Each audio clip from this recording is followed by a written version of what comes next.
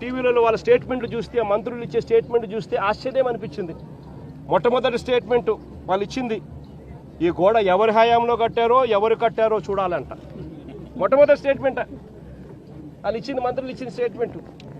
అంటే అది కూడా వేరే వాళ్ళ మీద తోసేయాలని చెప్పి కాదు, మీ హయాంలోనే ఈ వారం రోజుల కిందటనే గోడ కట్టారు అని చెప్పి ఎప్పుడైతే తెలుసుకున్నారో అప్పుడేమంటారు, గోడ అనేది పిల్లలతో కట్టారో, సిమెంట్తో కట్టారో, బ్రిక్స్తో కట్టారో అనేది మాకు తెలియదు కదా అంటారు.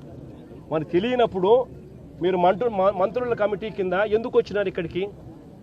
ముందస్తు ఏర్పాట్లు చేయడం కోసం మరి ఎందుకు వచ్చినారు? మరి మీ సమక్షంలోనే మీరు ముందస్తు ఏర్పాట్లు చేస్తూ ఉన్న పరిస్థితుల మధ్య ఈ గోడ కట్టడం ఎందుకు చేశారు? 60-70 అడుగులు గోడ పొడుగు, 10 అడుగుల ఎత్తు, కనీసం ఒక కాంక్రీట్ పిల్లర్ లేదు.